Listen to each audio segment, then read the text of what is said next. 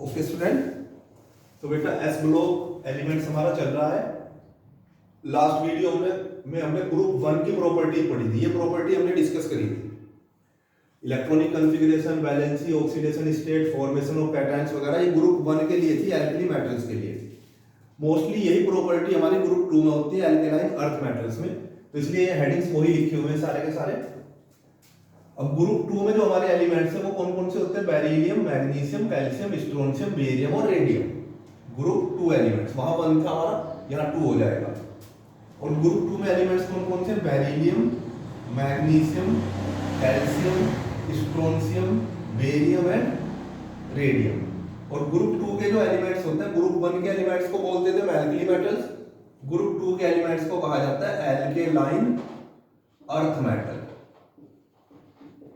ये भी सब मेटल्स हैं और ये एल्केलाइन होते हैं। इनके जो ऑक्साइड है वो एल्केलाइन होते हैं और वो मिट्टी जैसे होते हैं। अगर उनमें पानी डाल देते हैं तो वो गल जाते हैं और सूख कर फिर वो ऐसे ही हो जाते हैं, इसलिए ना एल्केलाइन अर्थ मेटल्स बोलते हैं। अब इनकी जनरल प्रॉपर्टी जैसी तरीके से, फर्स्ट प्रॉपर्टी वही इलेक्ट्रॉनिक कॉन्फ़िगरेशन। जो एल्कली मेटल्स थे उनका जनरल इलेक्ट्रॉनिक कॉन्फ़िगरेशन NS1 था, इनके लिए होगा NS2। उनका जब इलेक्ट्रॉनिक कॉन्फ़िगरेशन करते थे तो लास्ट इलेक्ट्रॉन हमारा आउटर मोस्ट सेल में जाके S सब सेल में जाता था 1। यहाँ इनका जब हम करते हैं तो इनके आउटर मोस्ट सेल के S सब सेल में 2 इलेक्ट्रॉन जाते हैं। For example beryllium, first element beryllium है जिसका एटॉमिक नंबर 4 होता है। अगर हम इसका कॉन्फ़िगरेशन करेंगे तो क्या होगा? 1s2 2s2। मैग्नीशियम, इसका एटॉमिक नंबर कितना होगा बेटा? 12, 8 प्लस कर दीजिए तो कॉन्फ़िगरेशन क्या हो जाएगा? 1s2 2s2 2p6 3s2। Calcium का कितना होता है? 20। कॉन्फ़िगरेशन क्या हो जाएगा? 1s2 2s2 2p6 3s2 3p6 और 4s2। तो क्या आया बेटा इनके लास्ट में? आउटर मोस्ट सेल में के S सब सेल में 2 इलेक्ट्रॉन आते हैं, इसीलिए इनका जनरल इलेक्ट्रॉनिक कॉन्फ़िगरेशन NS2 होता है। इनकी जो वैलेंसी होगी, जो एल्कली मेटल्स से उनकी वैलेंसी 1 थी, क्योंकि उनके आउटर सेल में 1 इलेक्ट्रॉन था, उसे वो लूज कर देते थे। इनके आउटर सेल में 2 इलेक्ट्रॉन है तो ये 2 इलेक्ट्रॉन डोनेट कर देंगे अपने, इसलिए इनकी वैलेंसी 2 होगी। और जिनकी वैलेंसी 2 होती है वो बाईवैलेंट। तो ये सारे के सारे बाईवैलेंट एलिमेंट है। क्योंकि ये 2 इलेक्ट्रॉन लूज करते हैं तो इसलिए लूज करते हैं तो ऑक्सीडेशन स्टेट कितनी आएगी इनकी? +2 आ जाएगी। 2 इलेक्ट्रॉन लूज करते हैं। फॉर्मेशन ऑफ कैटायन, क्योंकि 2 इलेक्ट्रॉन लूज करते हैं, जो लूज करते हैं इलेक्ट्रॉन वो कैटायन बनाते हैं। फॉर एग्जांपल मैग्नीशियम, ये मान लीजिए Mg, इसके आउटर सेल में 2 इलेक्ट्रॉन होते हैं तो अपने 2 इलेक्ट्रॉन निकालने के बाद ये Mg2 पॉजिटिव चार्ज आ जाएंगे इस पर। या कैल्शियम है Ca,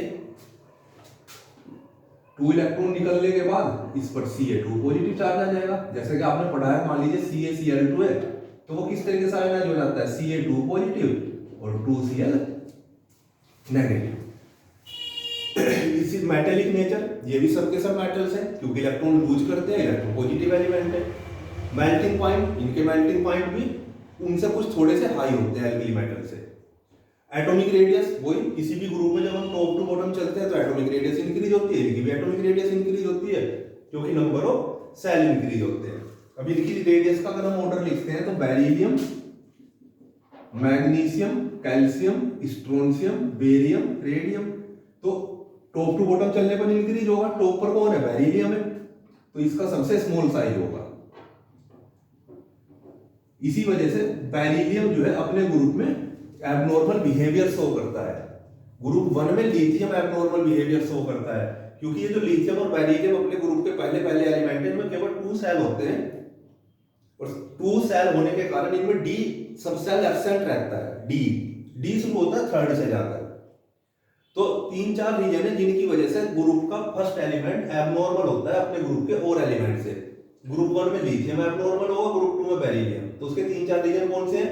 एक तो जो ग्रुप का जो फर्स्ट एलिमेंट होता है उसमें D सब सेल एब्सेंस होता है, absence of valent D orbital. उनकी एटॉमिक रेडियस सबसे कम होती है और ये तीनों वैल्यू क्योंकि एटॉमिक रेडियस के इनवर्सली प्रोपोर्शनल होते हैं तो ये तीनों value ionisation enthalpy, electron gain enthalpy और इलेक्ट्रोनेगेटिविटी हाई होती है। तो इनकी भी ionisation enthalpy, electron gain enthalpy और इलेक्ट्रोनेगेटिविटी एटॉमिक रेडियस का उल्टा हो जाएगा। Beryllium, magnesium, calcium, strontium, barium, radium, बल्कि रेडियम तो रेडियो एक्टिव एलिमेंट होता है, अपने अंदर से अल्फा बीटा गामा रेज निकालता है। फॉर्मेशन ऑफ हाइड्राइड, अब जो एल्कली मेटल्स थे वो MH फॉर्मूले के हाइड्राइड बनाते थे, और ये बनाएंगे क्योंकि इनकी वैलेंसी है 2, उनकी वैलेंसी थी 1। हाइड्राइड हाइड्रोजन के साथ बनेगा, हाइड्रोजन की तो वैलेंसी 1 होती है, तो ये किस फॉर्मूले का हाइड्राइड बनाएंगे? MH2। फॉर एग्जांपल बेरिलियम क्या बनाएगा बेटा? BeH2। मैग्नीशियम का हाइड्राइड क्या हो जाएगा? MgH2। कैल्शियम का क्या हो जाएगा? CaH2। फिर फॉर्मेशन ऑफ ऑक्साइड, अब इनकी वैलेंसी 2 है, ऑक्साइड किसके साथ बनते हैं? ऑक्सीजन के साथ। ऑक्सीजन की भी वैलेंसी 2 है, दोनों की वैलेंसी 2 है, तो क्रॉस मल्टीप्लाई करोगे तो M2O2, और सिंपल रेशो में हम इसे लिख सकते हैं MO, क्योंकि 2 का रेशो है, 1 का रेशो है। MO मींस जैसे Be ऑक्सीजन के साथ क्या बनाएगा? BeO। मैग्नीशियम क्या बनाएगा? MgO। कैल्शियम क्या बनाएगा? CaO, कैल्शियम ऑक्साइड लाइम बोलते हैं जिसे।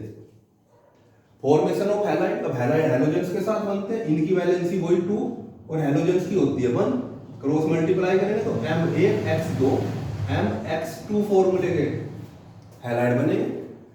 जैसे मान लीजिए बेरिलियम क्लोरीन ले लेते हैं हम, तो BeCl2, मैग्नीशियम क्लोरीन के साथ क्या बनाएगा? MgCl2। कैल्शियम क्या बनाएगा? CaCl2। ऐसी रिड्यूसिंग प्रॉपर्टी होती है इनकी, क्योंकि ये इलेक्ट्रॉन लूज करते हैं तो ये भी रिड्यूसिंग एजेंट होते हैं, लेकिन इनकी जो रिड्यूसिंग पावर है वो ग्रुप 1 के एलिमेंट से कम होती है, क्योंकि इनके आउटरमोस्ट शेल में ओनली 1 इलेक्ट्रॉन होता है जिसे बहुत आसानी से छोड़ सकते हैं। इनकी में 2 होते हैं, तो इनकी टेंडेंसी इनसे कम होती है इलेक्ट्रॉन लूज करने की, इसलिए इनकी रिड्यूसिंग पावर कम है। ठीक है, जो गेन करना शुरू कर देते हैं फिर वो हमारे ऑक्सीडाइजिंग एजेंट हो जाते हैं।